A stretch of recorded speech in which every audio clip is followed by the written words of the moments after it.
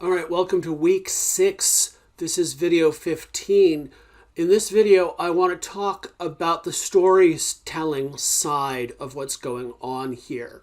So I'm calling this the value of having your story told and the question of who tells it, because those are two important philosophical topics. But just to start out with, I want to note that this is what they call narrative nonfiction. This is a nonfiction book, and we've seen videos of a video of how carefully Skloot did her research to reconstruct specific scenes. Still, she is using the kind of storytelling techniques we associate with fiction. So this is not a novel. This is nonfiction, but it reads like a novel. And a lot of things happen when you present ideas and information in that format. So I guess that, and the other thing I want to emphasize is that one of the fundamental ethical issues that is raised by the story of Henrietta Lacks is about the value of storytelling. So one of the things that happens, excuse me, one of the things that is a source of moral outrage is the fact that Henrietta Lacks was erased from history. So the nature of stories is deeply embedded in everything that we're doing. All right, so I've posted a review sheet for this next section. We're moving on from section 1 to section 2 of the book. Section 1 was called Life. Section 2 is called Death. Section 3 is Immortality. And for the structure of this course, we've got those corresponding units in the course, and there's a test after each one. With the new review sheet, I'm introducing some new characters that I want you to follow. For instance, Chester Southam is a historical figure I want you to know about. I'm also repeating some of the people that we've already met. And for that, on the review sheet, you want to be filling in more details about them, including sort of the what happens next to all of these people. All right. So when I first read this book, my first thought was that Skloot had taken her story and cut it up into little pieces and thrown it in the air and then just rearranged the chapters as they fell to the ground. And it turns out that's not the case. So there's a video in this unit where she talks about how she structures this story. And it's all very intentional. And it is drawing on structures not used in biography, but in popular fiction. So let's take a look at the timeline here. So basically, she's got 3 timelines that is going on. There is the story of Henrietta Lacks and her family that begins in Clover in the 40s, actually, and then into the 50s, and just tells the story that had been lost to history of Henrietta Lacks. Then there's a whole nother line that is not about the history of the person, but the history of this invention, this artifact, the HeLa cell line. And that is told in parallel to the story of Henrietta Lacks. So we wind up jumping around in time. That story begins actually with the tissue sample being taken sort of midway in the story of Henrietta Lacks and then splits off on its own. And then there's a whole separate storyline that is about Rebecca Skloot herself and how she came to be interested and learn about all of this. Right?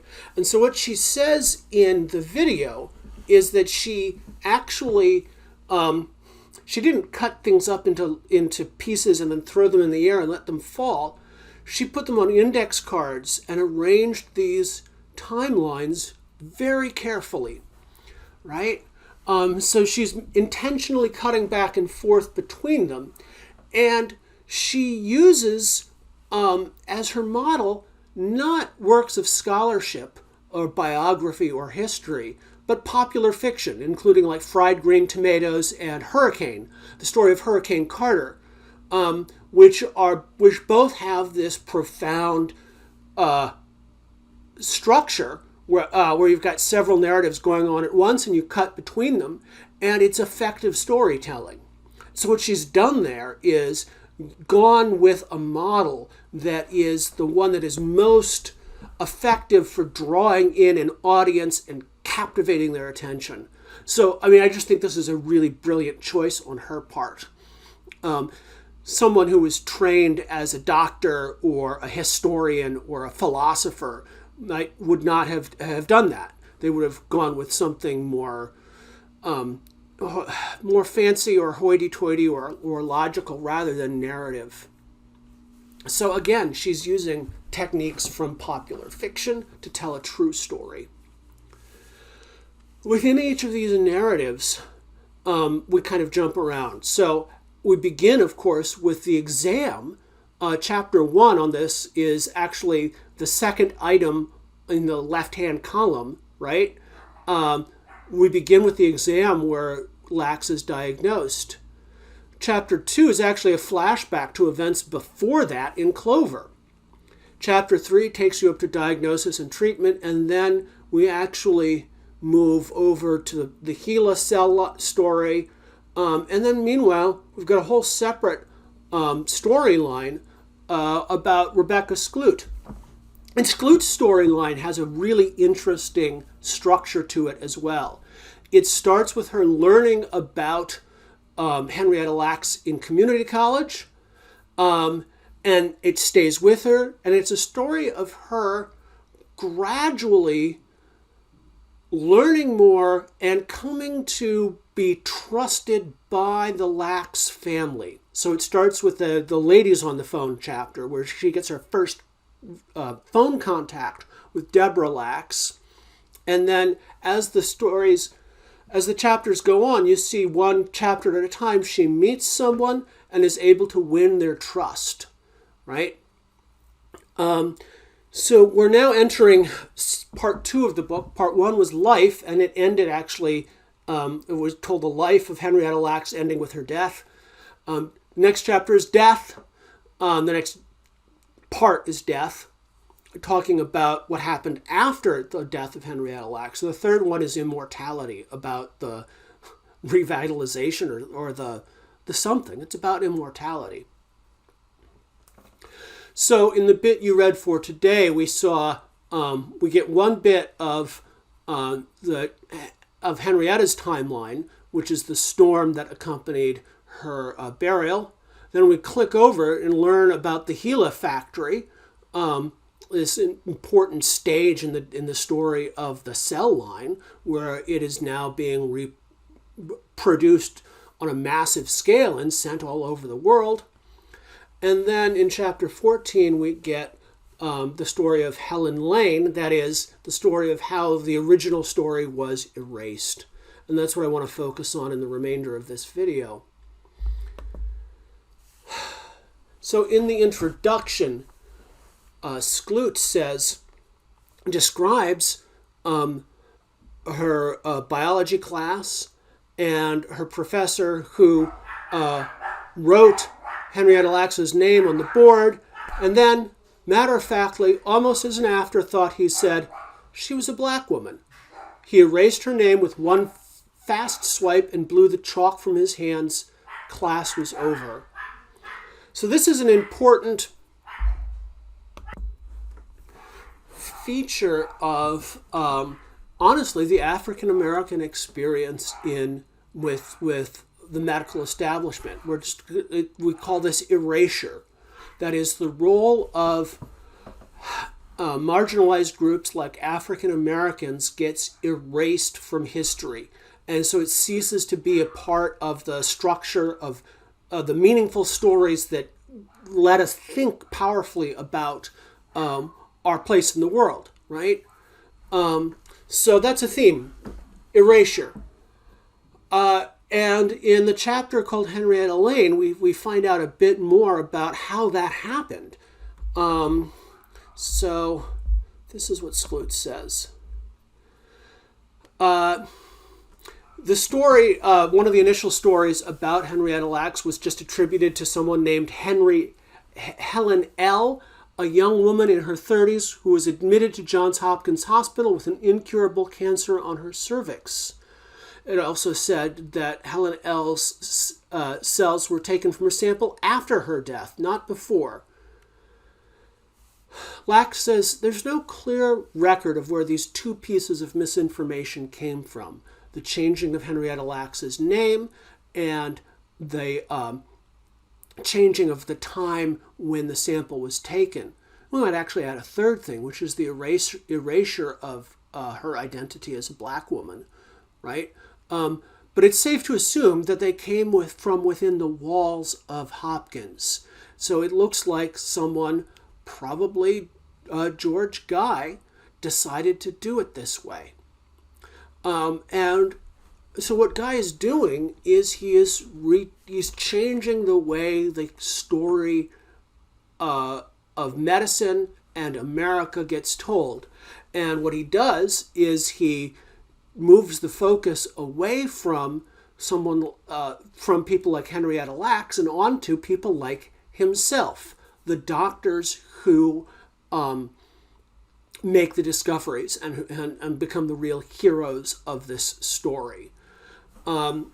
So, in some ways, I mean, I think George and Margaret Guy are fascinating figures because, unlike modern scientists, they weren't interested in profit first and foremost, but they nevertheless were selfish, interested in fame, particularly George, and disrespectful of other people's roles in the story that we're seeing.